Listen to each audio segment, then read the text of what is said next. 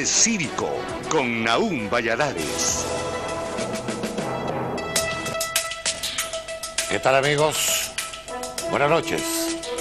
Bienvenidos a su Lunes Cívico.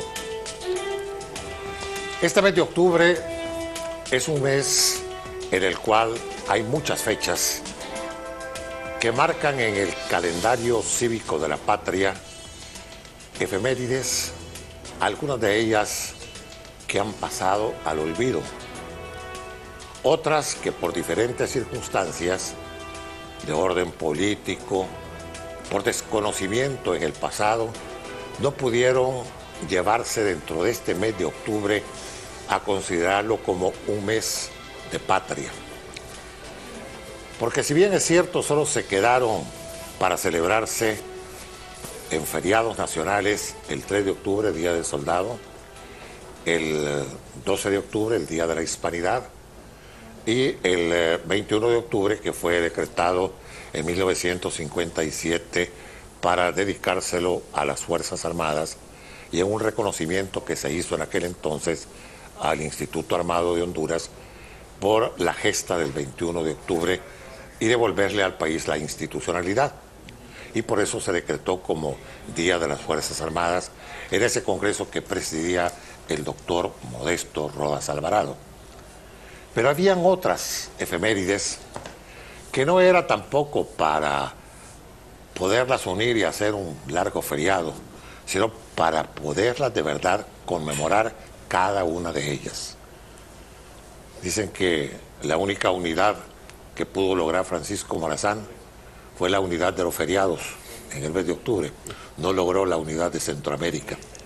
Pues bien, hechas estas consideraciones, hay una fecha muy especial en este calendario de la patria, y es la del 15 de octubre. El 15 de octubre del año de 1957, la Junta Militar de Gobierno que presidía el general Roque Jacinto Rodríguez e integrada por el coronel Héctor Caraccioli Moncada y por el mayor e ingeniero Roberto Galvez Barnes, rescataron un proyecto de ley y una ley que había sido emitida en el año de 1954. Fue aprobada en segundo debate porque se le dispensó el tercero y último, y que fue una iniciativa que presentaron en el Congreso en el año de 1954 los diputados, si mal no recuerdo, Conrado Bonilla, Eliseo Pérez Cadalso, Plutarco Castellanos, Víctor Cáceres Lara. Ellos fueron los proponentes de la iniciativa para la ley orgánica de la Universidad Nacional. Fue decretado en el año de 1954, pero había que hacer una ratificación en la siguiente legislatura, porque llevaba unas reformas constitucionales a la Constitución que estaba vigente en aquel entonces, que era la que venía desde 1937. Y en vista que hacía esas reformas, la ratificación tenía que hacerse en la siguiente legislatura. Pero ese año de 1955 se producen algunos desfases políticos en el país. Dimite el presidente Gálvez, Juan Manuel Gálvez Duró, le entrega el poder interinamente a don Julio Lozano Díaz, que era su vicepresidente. Se había hecho la convocatoria a elecciones para las siguientes autoridades supremas del país. Primero, las elecciones de diputados al Congreso Nacional. Y resulta que no pudo ratificarse aquel decreto de 1954. Presidía el Congreso Nacional en ese entonces el abogado Francisco Salomón Jiménez Castro, y Eliseo Pérez Cadalso era el primer secretario de la Cámara. Pues bien, pasa eso y se quedó en el olvido. En el año de 1956, cuando los militares derrocan a don Julio Lozano Díaz, a los días de haberse practicado la gesta militar, el 21 de octubre, es nombrado ministro de Educación el doctor Jorge Fidel Durón, que había sido rector de la Universidad Nacional en el año de 1949. Y por petición de los miembros de la Junta Militar, le dicen al ministro de Educación que trate de recuperar aquel decreto que había sido emitido, que no se había aprobado en el Congreso, pero que se le hagan algunas reformas. Y para eso se nombra una comisión especial por parte de la Junta Militar, que estaba integrada por el doctor Lisandro Gálvez, que era el rector de la Universidad Nacional, por el doctor Ramón Ernesto Cruz, que era el decano de la Facultad de Ciencias Jurídicas y Sociales. Estaba Jorge Fidel Durón como ministro de Educación, Eliseo Pérez Carazo, que conocía del viejo decreto, y también estaban dos estudiantes de la universidad, dos pasantes, los bachilleres Jorge Arturo Reina Idiáquez, que después fue rector de la universidad, y el otro era Escoto. Sí, eran los dos pasantes que integraron la comisión, Ezequiel Escoto. Pues esta comisión se reúne y le presenta a la Junta Militar el proyecto de la ley orgánica de la universidad para otorgarle la autonomía al primer centro de estudios superiores del país. Claro, se habían hecho algunas reformas, una de ellas que se introdujo fue la de otorgarle el 6% del presupuesto general de la República a la Universidad Nacional. Eso no estaba en el decreto anterior. Y así se aprueba el 15 de octubre de 1957. O sea que en 3 días, no, en 4 días, estaremos celebrando los 59 años de la autonomía universitaria. Pero esto es importante que se conozca porque la verdad es que muchas veces pasan desapercibidas muchas cuestiones que están relacionadas más que todo con la educación del país. La universidad empezó a tener, con el impulso que se le dio precisamente con el otorgamiento de la autonomía, y además para que pudiera manejar todo lo que era la educación superior del país, empezó una fase de crecimiento que la dejó Lisandro Gálvez. Después estuvo el ingeniero Arturo Quesada, y vinieron los siguientes rectores, estuvo Hernán Corrales Padilla. Bueno, una serie de rectores de la universidad, Juan Almendares y todo. Pero ha habido una evolución tremenda en esos 59 años. Por eso hoy he invitado al director del Centro Cultural de la Universidad Nacional, él es el máster Mario Hernán Mejía, porque la universidad está haciendo una conmemoración no solo de los 59 años de la autonomía, sino que recientemente se celebraron el 19 de septiembre los 169 años de la fundación de la Universidad Nacional por parte del licenciado Juan Nepomuceno Fernández Lindo. Esa universidad, él tenía todavía su sede en la capital, que era Comayagua, viajó y trasladó momentáneamente la capital de Comayagua a Tegucigalpa para estar presente en la inauguración ese 19 de septiembre y nombrar como primer rector a José Trinidad Reyes. Pues aquí tengo a mi amigo Mario Hernán Mejía, con quien vamos a platicar. Bienvenido, Mario. Mucho gusto.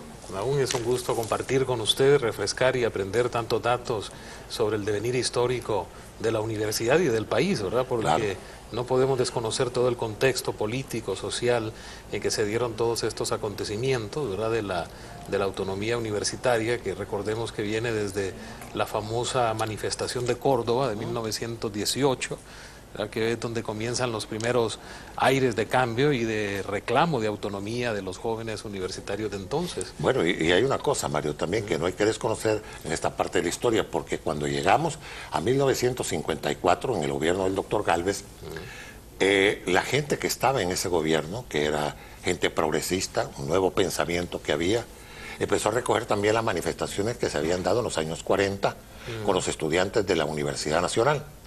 Entre ellos Ramón Villeda Morales, que fue presidente de la Federación de Estudiantes Universitarios de Honduras, y de otros connotados hondureños que empezaron un movimiento para darle precisamente a la universidad un estatus no solo para el manejo de la educación superior, sino que también para que tuviera un marco totalmente independiente, ¿verdad? Que no dependiera del Estado directamente. Así es. O sea que hay que reconocer eso también, ¿verdad? Que lo del 52 fue una semilla que se sembró, lo del 54. Sí. Que empezó a germinar hasta en 1957. Pero ahora yo lo que quiero saber de ustedes que están en la universidad es cómo ha germinado esto, cómo ha sido ese cultivo en el área de la educación nacional. Bueno, pues han transcurrido desde la primera ley orgánica de la universidad del año 57, hemos transitado casi 50 años para llegar a otro momento histórico fundamental, que es el proceso de reforma universitaria, digamos, en el 2000 se proclamó como la cuarta reforma universitaria, que ha continuado hasta el día de hoy, luego de un periodo de transición de un par de años, y se ha tomado con mucha fuerza a partir de la promulgación de la nueva ley orgánica vigente del año 2005. Ahí se sientan las bases de la reestructuración administrativa, académica, que ahora estamos viviendo. Hay un impulso al papel de la universidad en cuanto a vincularse mucho más, digamos, con los problemas y con la realidad nacional. Hay un mandato expreso en la ley orgánica del 57, el impulso a la cultura también está establecido plenamente en esta ley orgánica, y es así que la Dirección de Cultura, que comienza sus trabajos en el año 2000, hoy en día pues forma parte de todo este proceso de reforma, en donde ya la dimensión cultural del quehacer académico universitario viene a ser fundamental y central. Mario, cuando hablamos de ese tipo de reformas que se le han hecho al decreto ley, porque resulta que lo que emitió la Junta Militar de Gobierno era un decreto ley, era un gobierno de facto. O sea que no había nada que se emitía el decreto y eso era el cumplimiento, era ley de la República. Así es. Porque era emitida cuando no había un órgano legislativo. Pero fue ratificada por la Asamblea Nacional Constituyente del 57, que se transformó en Congreso Nacional, primero presidida por el doctor Villa Morales y después por el abogado Modesto Rodas Alvarado. Entonces, ahí se hizo la ratificación de ese decreto 170, para ya darle el estatus de una ley con fortaleza. Claro. Pero eso que estamos hablando, Mario, de reformas, estas enmiendas que se han dado a ese decreto 170 ha implicado varias cosas. Porque una de ellas es, por ejemplo, la proliferación de carreras ahora profesionales que tienen. Si antes eran solo como 5 facultades las que había, ¿verdad? Sí, a partir del año 2006, 2008 específicamente, se crean nuevas facultades, ¿verdad? Surge la Facultad de Humanidades y Artes, por ejemplo, posteriormente facultades como la Facultad de Ciencias Espaciales, y actualmente la universidad cuenta con 124 carreras. 124. La mayoría de ellas se sirven aquí en Ciudad Universitaria, 102 me parece, el resto 11 a 14 carreras en una ABS, en el campus de San Pedro Sula, y así otras carreras que están en los 8 campus universitarios que ahora tiene la universidad. Tiene 8 campus, incluyendo el central de más el central de Tegucigalpa. El de Tegucigalpa. Entonces son campus universitarios regionales, ese es el nombre correcto, en el cual se hace una presencia de la universidad no solamente en la ciudad donde está asentado el campus, sino en la región. Hay una visión regional y también hay una oferta académica que toma en cuenta el contexto socioeconómico, el potencial que tiene cada una de las regiones, de tal manera que lo que ahí se imparta esté vinculado a las potencialidades culturales, económicas de cada una de las regiones del país. La primera extensión que hizo la universidad creo fue el CURLA, ¿va?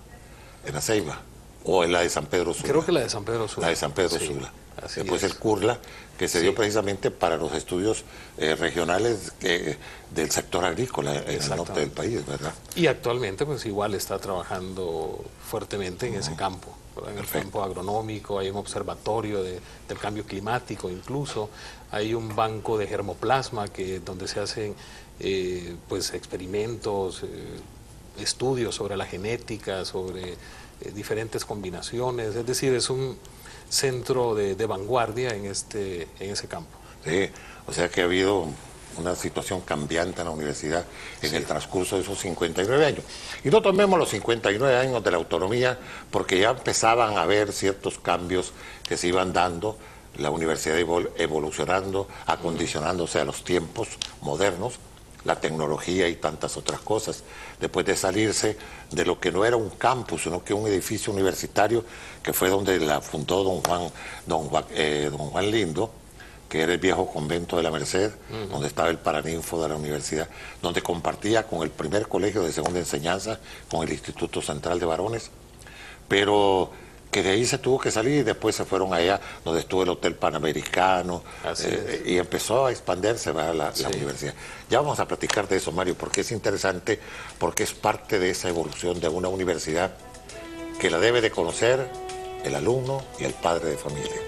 Bueno, platicábamos con el máster Mario Mejía de algunas de las cuestiones que tienen que incluirse dentro de estas conmemoraciones que se dan en la universidad, porque no se le puede dar la espalda al pasado, porque en ese pasado encontramos la raíz de todo lo que fue germinando y lo que tenemos ahora, porque tenemos que reconocer que la universidad no solo ha crecido físicamente, sino que también en la parte académica, y que es una de las grandes universidades que tenemos en el área centroamericana. Pero en el pasado tenemos que empezar a buscar los nombres de aquellos ciudadanos que se interesaron por hacer de la universidad un templo de saber, una verdadera alma mater. Ahí hay nombres como Ernesto Argueta, Hernán Corrales Padilla, Jorge Fidel Durón, que fue el que sacó precisamente para la emisión del decreto 170 como ministro de Educación. Él se interesó en eso. Y además un reconocimiento para Jorge Fidel, porque también en esa época la Junta Militar de Gobierno emitió el decreto ley correspondiente para crear la Escuela Superior del Profesorado General Francisco Morazán. ¿Verdad? Que esa... Todo un legado. Que es todo un legado. Porque esa es génesis de la Universidad Pedagógica Francisco Morazán. Sí. Entonces Jorge Fidel es una de las figuras cimeras que tiene la universidad, y un buen reconocimiento sí se le puede hacer. Pero hay otros hombres como Arturo Quesada. Arturo Quesada, que tuvo que ver en la fundación de Ciudad Universitaria, personalmente se encargó de ubicar los terrenos donde está ahora el campus principal de la universidad. Y igual con Hernán Corrales Padilla, son dos visionarios, digamos, que contribuyeron a dar la fisonomía que tiene hoy día la universidad. De hecho, el nuevo edificio Alma Mater, que todavía está por estrenarse oficialmente, está preparando un homenaje a estos dos rectores que tuvieron que ver con la construcción de Ciudad Universitaria. Ya tenemos preparados 2 bustos que serán colocados en un lugar por definir todavía en el nuevo edificio administrativo, para honrar la memoria de los 12 rectores que impulsaron la construcción de Ciudad Universitaria, que comenzó con una donación de la Fundación Kellogg's de $100,000 y otro aporte que hizo el Banco Interamericano de Desarrollo BID de creo que $120,000, o sea que la universidad comenzó con un presupuesto de $220,000. Sí, por eso, y en eso, así reconociendo a nombres como Arturo Quesada, como Hernán Corrales Padilla, la labor que hicieron también en su tiempo Juan Almendares, ¿verdad? Que hizo Quesada,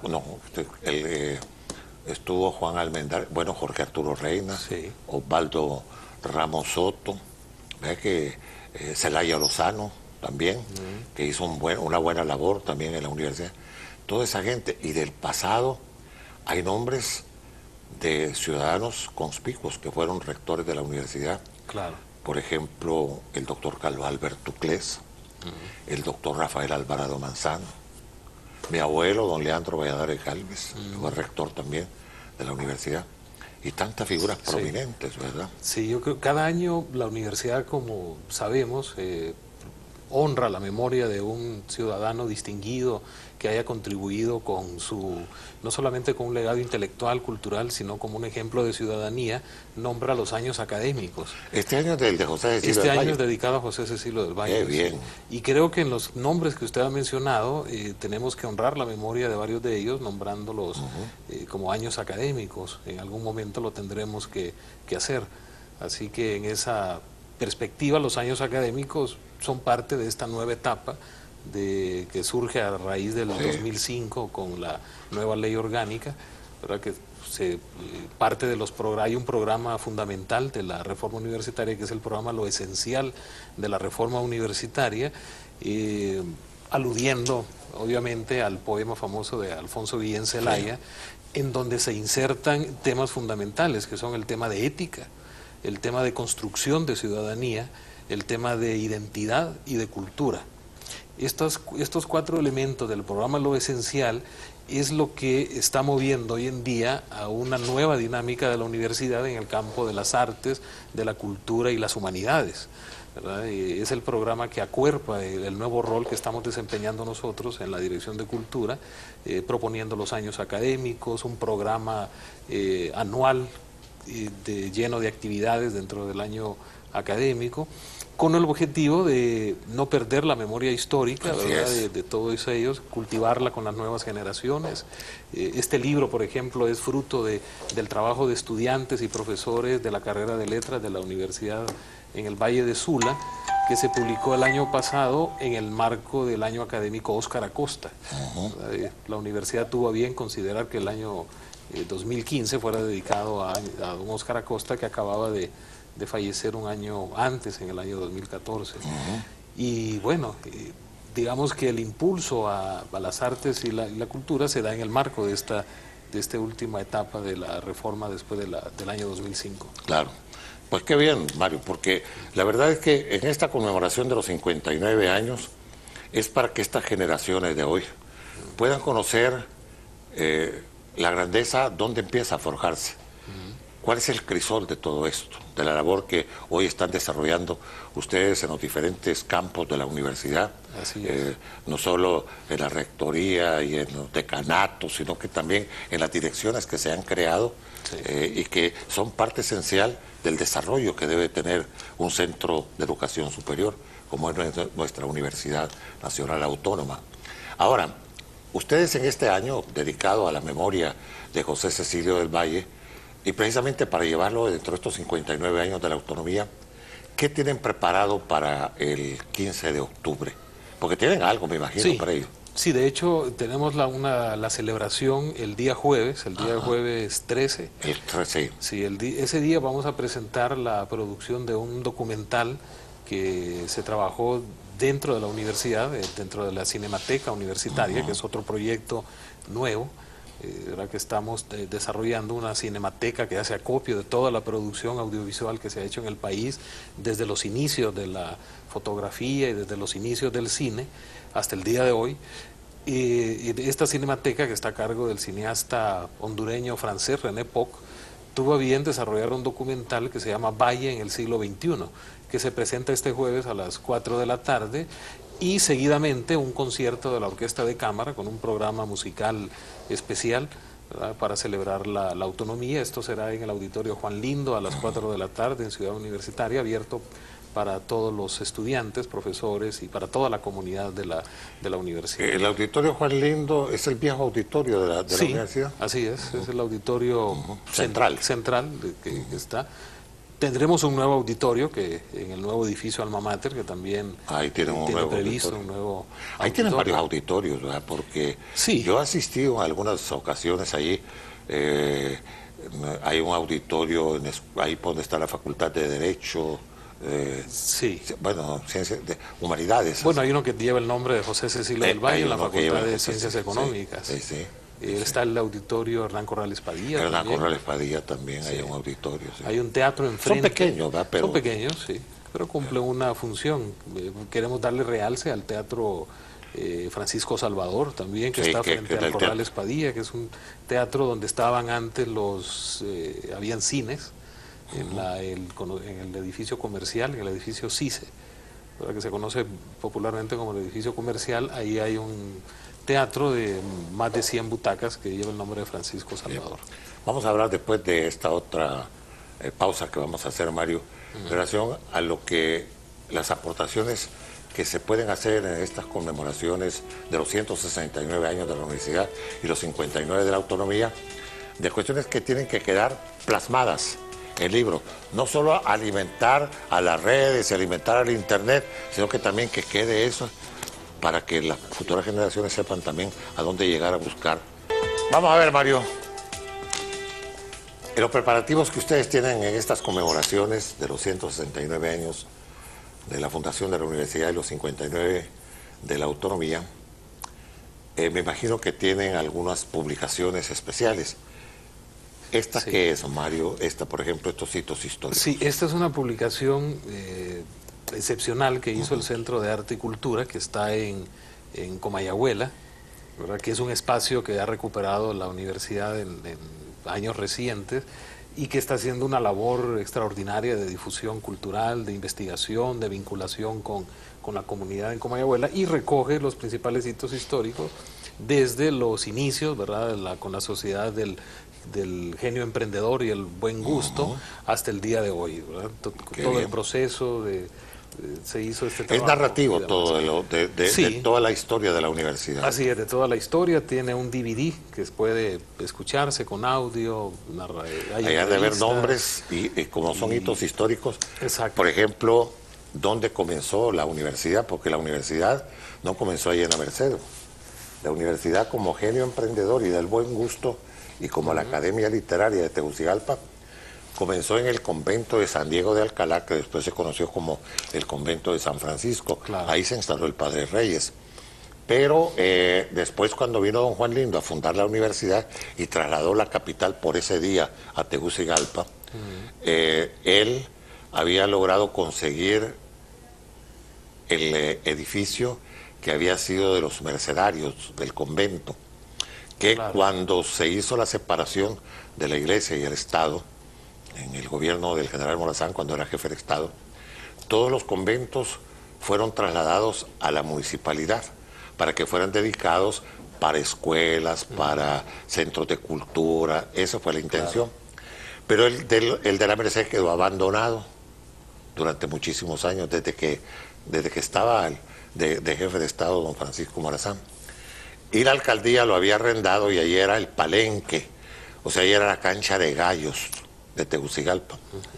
Entonces don Hipólito Matute, el doctor Hipólito Matute, que era miembro del ayuntamiento, a petición del Padre Reyes y del presidente Juan Lindo, cedió el espacio para que ahí se fundara la primera facultad de ciencias sociales, humanidades. Ahí es donde se empiezan ya a tener su base la Escuela de Ciencias Jurídicas y Sociales, Claro. que estaban en la parte superior del edificio, donde estuvo el primer auditorium, el famoso Paraninfo. Claro.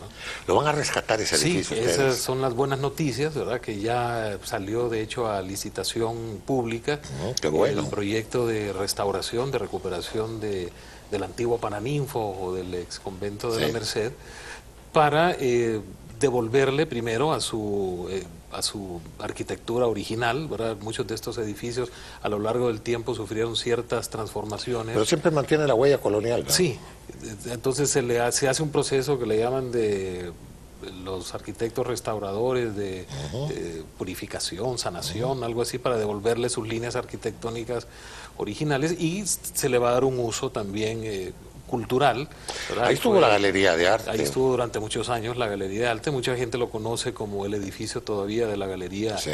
Nacional de Arte. Será un centro cultural de la universidad en Tegucigalpa, para completar la presencia de la universidad en el Distrito Central, con el Centro de Arte y Cultura en Comayagüela y el antiguo Paraninfo en ¿Cómo marcha ese centro cultural de Comayagüela que tiene la doctora Joya? Porque ese es otro edificio que, si bien es cierto, es de los edificios modernos de Comayagüela, porque ese fue un edificio que la familia Vendé construyó para un hotel, ahí era el Hotel Panamericano, Así es. que después de al cerrarse el Hotel Panamericano fue ocupado por la Universidad Nacional para tener 3 facultades, que eran la Facultad de Medicina y Odontología y la Facultad de Ingeniería, que estaban en ese edificio. Sí. Que después, cuando la universidad empezó a hacer sus construcciones y se salió de ahí, las facultades fueron llevadas a otro lado, por ejemplo, que ya salió el hospital escuela, que Ingeniería se fue a la segunda avenida de Comayagüela. Entonces ahí el edificio quedó abandonado. Ahí estuvo el Ministerio del Trabajo también. Así ahí. es, sí. Pero es histórico en relación con la universidad. Sí, de hecho hay una sala de exhibición, una sala de exhibición permanente en el ahora Centro de Arte y Cultura, en donde se cuenta toda esta historia, los usos que tuvo el edificio. Sí. Hay muchos objetos que se exponen ahí, que son parte de las colecciones patrimoniales de la universidad. Qué bueno. Como la silla, un baúl del Padre Reyes, algunos artefactos, objetos utilitarios, algunos objetos de cuando era la Escuela de Medicina también, de farmacia.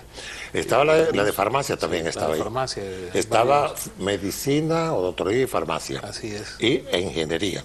Así es. Sí. Ahí me acuerdo que ahí, en una de esas celebraciones del 11 de junio, que hubo una manifestación, ahí murió un brillante estudiante de aquella época, que se llamaba Álvaro Navarro, que murió precisamente en un meeting que realizaba la universidad ahí en el Parque de la Libertad. Sí, hay varios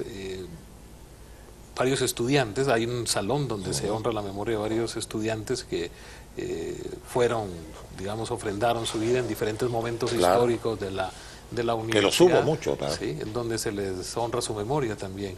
Así que el Centro de Arte y Cultura ha venido a darle una dinámica y una nueva vida a Comayagüela, ¿verdad? Ha habido mucho involucramiento con la comunidad por parte del centro, se han hecho algunos estudios etnográficos en los mercados aledaños, se hacen actividades con las escuelas que están alrededor, con la Escuela de Bellas Artes. Claro.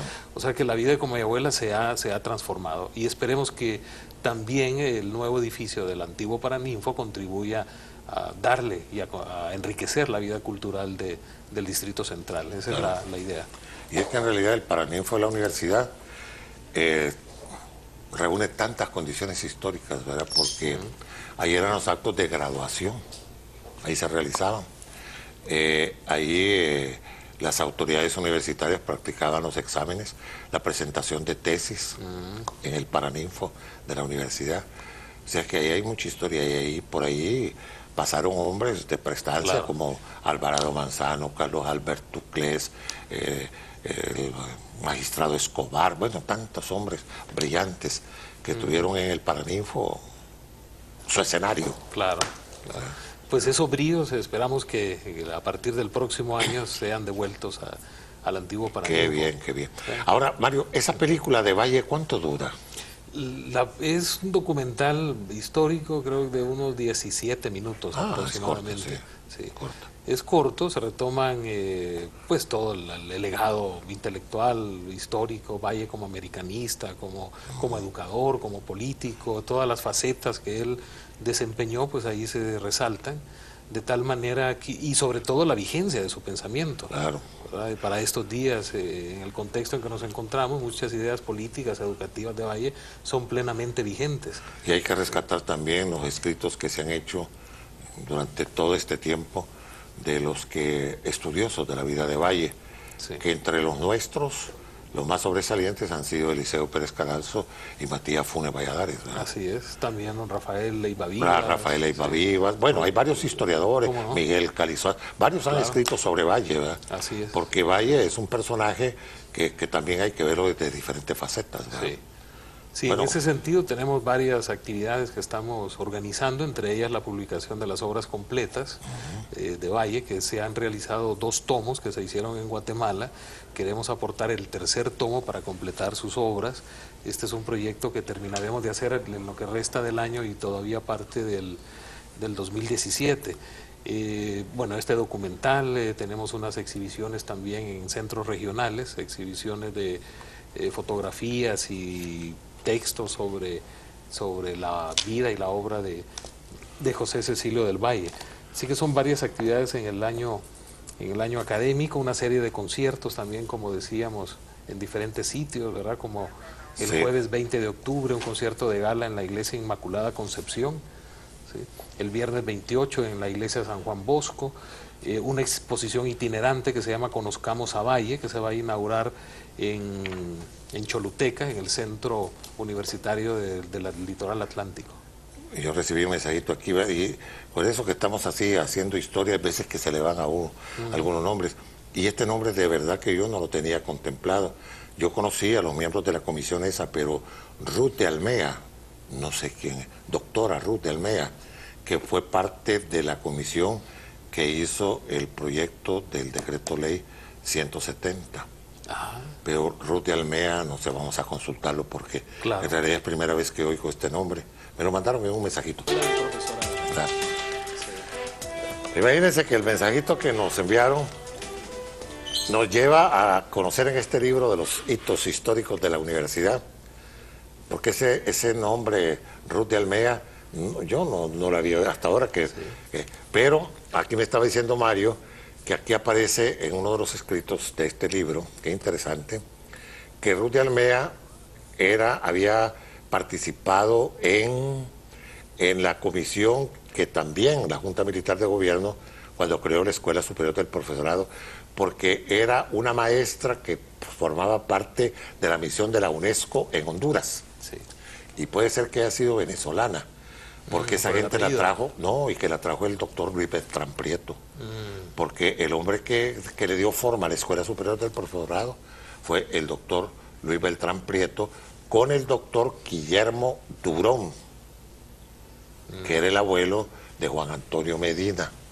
Ya, claro. Esos son hitos históricos también. Históricos.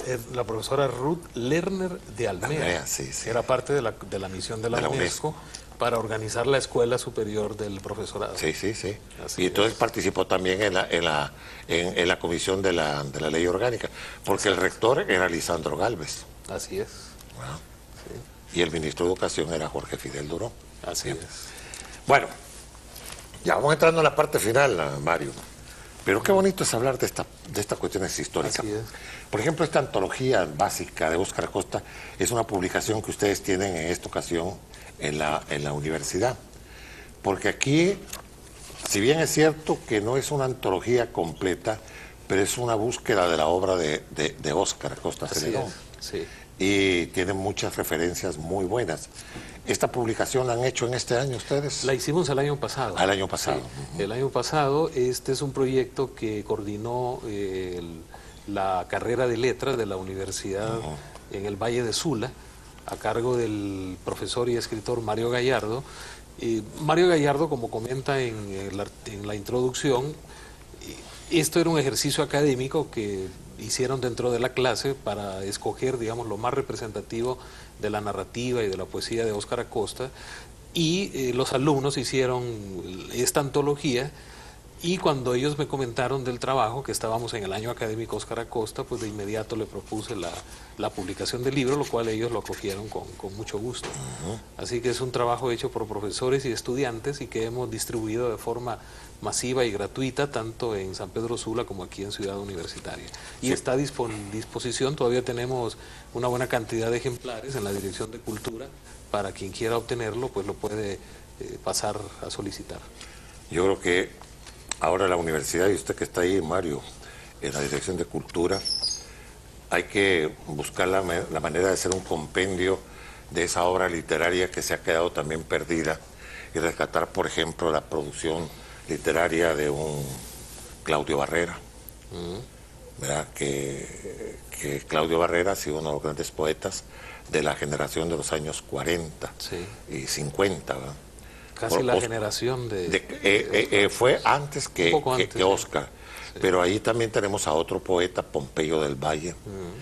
Hay que rescatar los poemas de Ángela Valle también. Claro. Bueno, hay tantos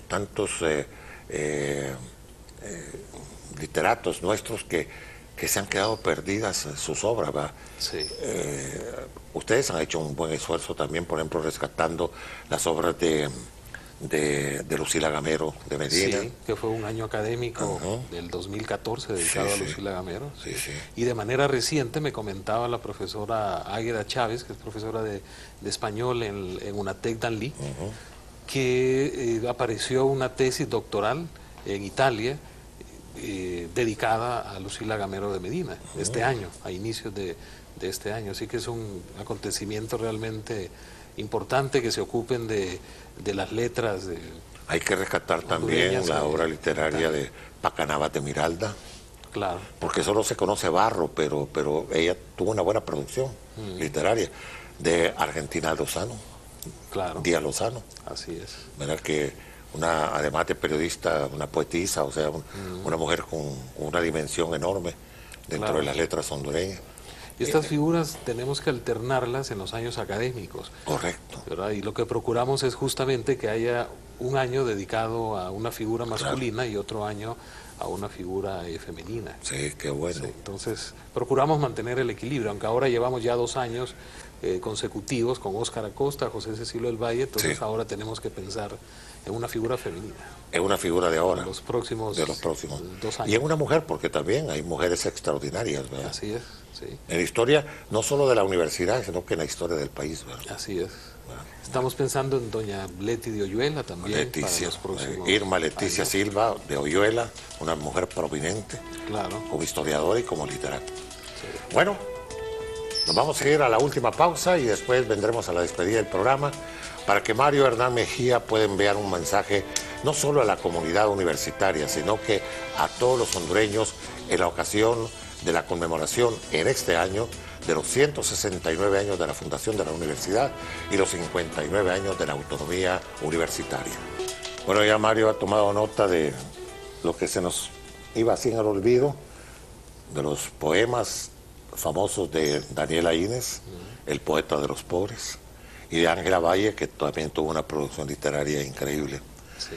Y así hay que rescatar a Claudio Barrera, a Jaime Fontana, a Víctor Eugenio Castañeda, a Jacobo Cárcamo, que también, ¿verdad?, que murió en México, pero decían los mexicanos que nadie le había cantado a México con tanta belleza como Jacobo Cárcamo. Recientemente el escritor y abogado Livio Ramírez hizo una selección poética de Jacobo Cárcamo, increíble, memorable, sí. Bueno, gran trabajo.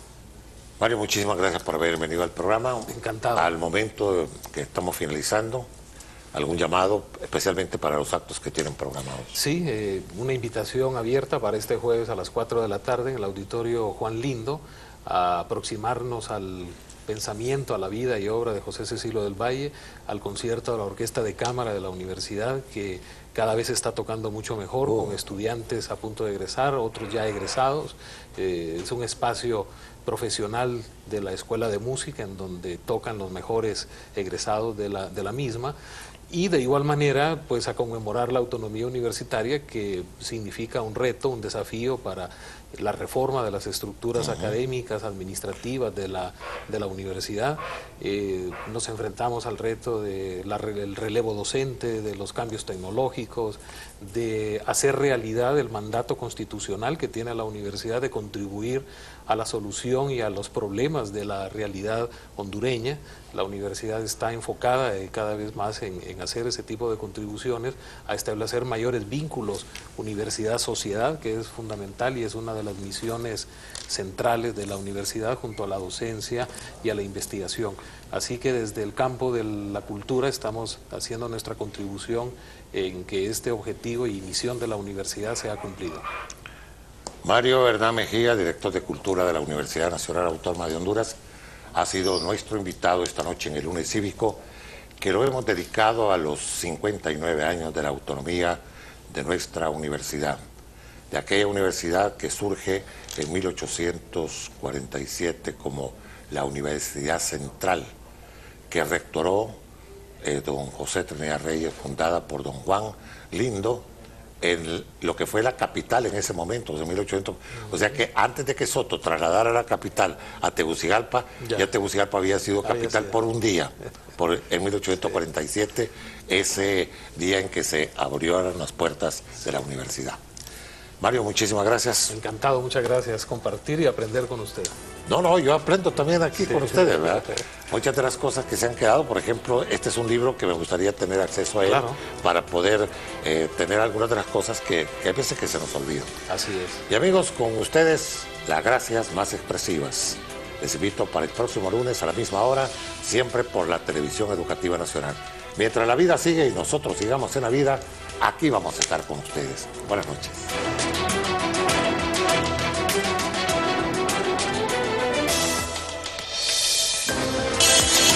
TEN, Televisión Educativa Nacional de Honduras, ha presentado